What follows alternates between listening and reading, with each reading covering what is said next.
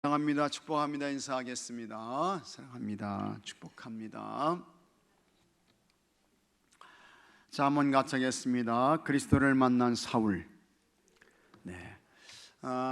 이 사울, 유대인 이름으로, 히브리식 이름으로는 사울, 그 다음에 로마식 이름으로는 바울, 이렇게 이제 되는데요. 이 사울이라는 이 사람이 이제 부활하신 주님을 만나게 되는 겁니다. 부활하신 주님을 만나요. 그래서 예수님 이제 죽으시고 승천하시고 한 3년 정도 이렇게 이제 지났습니다. 그래서 추후 33년 정도에 이제 다메섹으로 가던 이 사울이라는 사람이 하늘에서부터 갑자기 그냥 빛이 임하면서 눈에 이제 그 빛이 쪼이게 되고, 그래서 넘어지게 되죠. 쓰러지는 거예요. 그때 참 하늘에서 아주 신비한 놀라운 음성이 들리는데, 사울아 사울아 내가 어찌하여 나를 핍박하느냐 박해하느냐, 이렇게 이제 이야기를 하는 것입니다. 그래서 이 사울이라는 사람이 깜짝 놀라가지고 깜짝 놀라죠. 주여 누구십니까? 누구시니까? 이렇게 이제 물어요.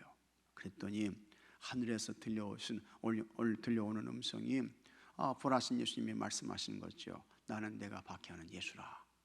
이렇게 이제 음성을 듣게 되고, 여기서 이제 우리가 말하는 사울의 회심 사건이 일어나게 되는 것입니다. 그래서 이 사울이라는 사람이 핍박자였잖아요. 교회를 핍박했던 사람들이잖아요. 예수 믿는 사람들을 붙들어 가지고 이 다메섹으로, 시리아의 다메스커스로 이제 예수 믿는 사람들을 붙들어서 감옥에 가두려고 대제사장의 공문 받아가지고 이제 가는 길이었거든요. 그랬던 사람이 이제 예수 전도자가 되는 거예요. 교회 개척자가 되는 거예요. 그 다음에 나중에는 이제 67년에 주님 위해서 이제 순교하게 되는 이런 사건을 오늘 말씀하고 있는 것입니다. 여기서 이제 우리가 이 그리스도를 만난 사울이 이제 어떻게 달라졌는가, 어떻게 변화되었는가 하는 것을 이제 우리에게 보여주고 있는 것인데요. 이제 그의 관점이 바꿔지게 되죠. 관점이. 그래서 진짜 예수님이 그리스도 주님으로 믿어지게 되는 거예요. 고백되는 거예요. 그 다음에 그의 방향이 바꿔지게 됩니다. 인생 방향이 바꿔지게 돼요. 그래서 예수님 핍박하고 교회 핍박하고 그랬던 사람이 복음을 위해서 사는 그와 같은 사람으로 인생의 방향이 바꿔지게 되는 것입니다. 그래서 이것 우리는 터닝 포인트라, 전환점이라 그렇게 이야기를 하는데, 바로 이 다메섹 사건이 아주 이 사도 바울의 그 인생을 확 바꿔놓는 그와 같은 전환점이 이제 되는 것입니다. 그러면서 그의 삶도 이제 바꿔지게 되는 거예요. 그래서 주님과 교회를 위한 아주 훌륭한 좋은 그릇이 되는 것입니다. 이렇게 이제 바꿔지게 되는 거죠. 관점이 바꿔지게 되고 방향이 바꿔지게 되고 삶이 바꿔지게 되는 그와 같은 사건이 이제 이 사도 바울에게 일어나게 되었던 것입니다. 자, 한번 여러분 보시기 바랍니다. 주의 제자들을 체포하기 위해 다메섹으로 가던 사울은 빛 가운데 임하신 예수님을 만났습니다. 사울의 잘못된 열심을 바꾸어 복음 전도자로 세우고자 하시는 주님의 계획이 시작된 순간이었습니다. 하여튼 놀라운 순간이죠. 그래서 이 바울이요, 베드로는 유대인을 위한 사도가 되잖아요. 유대인을 위한 사도가 되고, 그 다음에 이제 바울은 어떤 사도가 됩니까? 이방인을 위한 사도가 되는 거예요. 이방인을 위한 사도가. 그래서 이 바울을 통해서 복음이 전 세계적으로 이제 전하여지게 되는 것이고, 이 바울은 참 훌륭한 사람이었습니다. 공부 많이 한 사람이었어요. 그래서 신약 성경의 전체가 27권이잖아요. 그 가운데에 13권의 서신을 이 바울이 이제 기록해내는 것입니다. 얼마나 대단한 사람이에요? 얼마나 훌륭한 사람입니까? 진짜 좋은 그릇이 됐죠. 자, 예수님을 만나 회심한 사울은 자신의 처음 계획과는 전혀 다른 방향으로 나아갔습니다. 그리스도를 만난 사울에게 어떤 일이 일어났습니까? 첫째, 예수님을 바로 보게 되었다라고 하는 것입니다. 예수님을 바로 보게 된 거예요. 진짜 예수님이 구원자네. 이분이 구약 성경에서 약속하셨던 메시아 구세주가 맞네. 이것을 보게 된 거예요. 관점이 바꿔진 거죠. 시야가 달라진 것입니다. 그래서 주의 제자들을 색출하기 위해 다메섹으로 향하는 사울의 눈에는 살기가 가득했습니다. 잘못된 열심이 그의 눈을 가리고 있었습니다. 개인의 그릇된 신념이 남에게 상처와 고통을 줄 때가 많습니다. 참됨을 보지 못하면 거짓의 어둠 속에서 헤맬 수밖에 없습니다. 이단에 끌려가는 사람들이 다 그런 사람들이에요. 영적으로 눈먼 사람들이에요.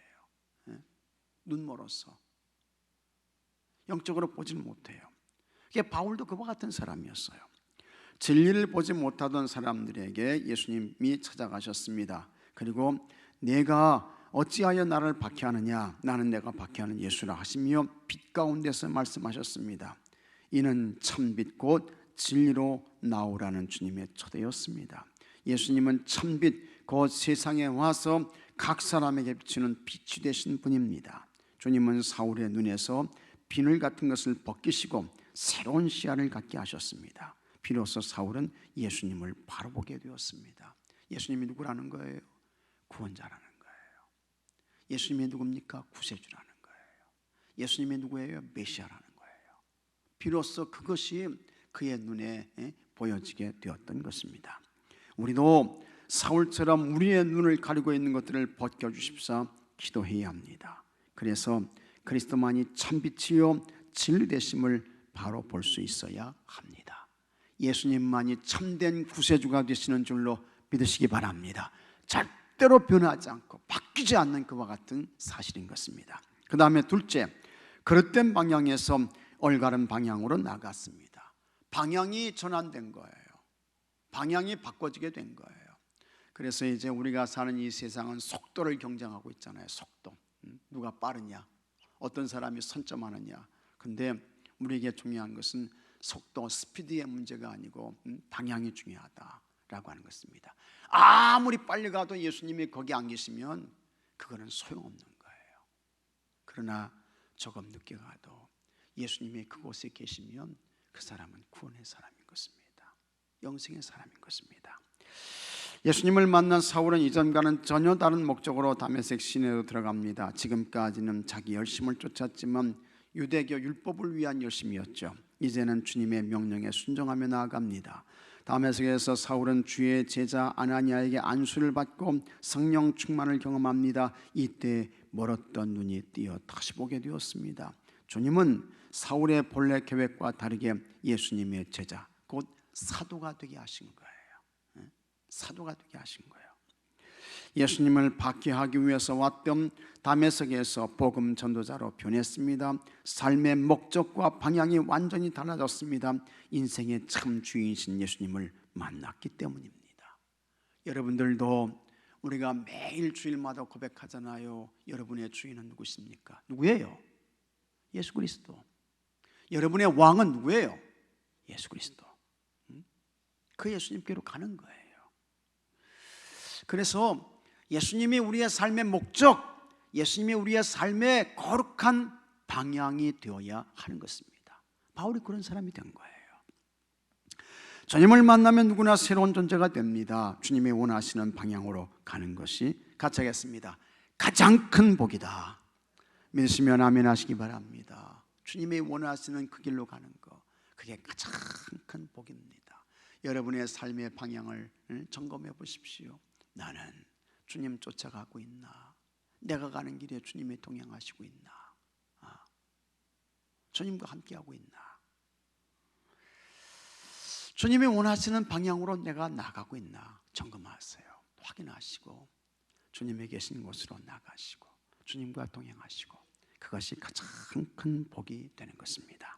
셋째, 주님의 도구가 되었습니다. 삶이 바꿔진 거예요. 바꿔졌어요. 그래서 예수님을 만난 사울은 주님이 쓰시는 도구가 되었습니다. 좋은 그릇이 됐죠. 큰 그릇이 됐습니다. 예수님은 사울을 쓰시려고 앞서 택하시고 계획을 세우셨습니다. 그래서 복음을 위하여 택한 나의 그릇이라고 분명하게 말씀하신 것입니다. 이 계획 하에 사울은 이방인과 임금들과 이스라엘 자손에게 예수님의 이름을 전할 도구가 되었습니다. 특히 이방인을 위한 사도가 됐지요. 이방 사람을 위한 사도. 하나님은 우리를 향한 계획도 세우고 계십니다. 그 계획 속에 있으면 그 누구라도 어떤 모양을 갖추고 있더라도 주인이 쓰시기에 합당한 그릇이 될 수 있습니다. 주님은 우리의 약점조차 고쳐 쓰십니다. 심각한 문제와도 전도자로 바꾸십니다. 주님의 손안에 있어야 바르게 쓰임받을 수 있습니다. 주님을 위한 순종의 도구가 되는 것이 삶에서 가장 귀한 일입니다. 하여튼 여러분, 주님 안에 오기만 하면 주님이 다 고쳐서 수리해서 주님이 다 거룩하고 복되게 쓰시는 줄로 믿으시기 바랍니다. 여러분들도 마찬가지예요. 우리도 마찬가지인 것입니다. 다 주님께로 와서 주님께서 우리를 깎아서 다듬어서 쪼개서 주님이 여러분들을 쓰고 계신 줄로 믿으시기 바랍니다. 감사하셔야 돼요. 사울의 잘못된 열심이 그의 눈을 가리고 있었습니다. 인생에는 열정이 있어야 합니다. 그러나 열정의 방향이 잘못되면 많은 사람을 성하게 할 수 있습니다. 불은 꼭 필요하지만 다스려지지 않는 불은 위험합니다. 그렇죠? 위험해요. 칼은 꼭 필요하지만 이 칼이 누구에게 잡혀지느냐? 의사에게 잡혀지면 사람의 생명을 살리는 그 귀한 수술도구가 되지만 강조에게 칼이 들려지면 사람의 목숨을 해치는 흉기가 되는 거예요. 이게 누구의 손에 잡혀지느냐? 이게 참 중요한 것입니다. 주님은 사울을 택하셔서 진리를 보게 하셨고 바른 방향으로 이끄셨습니다. 그리고 주님이 다루시는 도구가 되게 하셨습니다. 이처럼 자기 의지가 아니라 주님 뜻대로 살아야 복된 인생입니다. 자, 묵상 질문. 잘못된 열심 때문에 나의 눈이 가려져 있지 않습니까? 하여튼 여러분, 우리는 잘못된 길로 가요. 정신 차리지 않으면, 각성하지 않으면. 그래서 언제나 우리는 하여튼 하나님 말씀에 서야 할 줄로 믿으시기 바랍니다. 예수님 바라보고 예수님 쫓아가야 돼요. 이게 바른 길로 가는 최선의 방법인 것입니다. 그래서 항상 말씀 가운데 거하시고 주의 말씀 쫓아가셔야 되고요. 인생의 바른 방향으로 가고 있습니까? 자기 욕심과 자기 정욕을 위해서 살고 있다면 빨리 여러분 방향을 바꾸셔야 돼요. 그래서 예수님께로 예수님의 여러분의 거룩한 삶의 목적들이 되시기를 주의 이름으로 축복합니다. 그 다음에 주님의 택하신 도구로 쓰임받고 있습니까?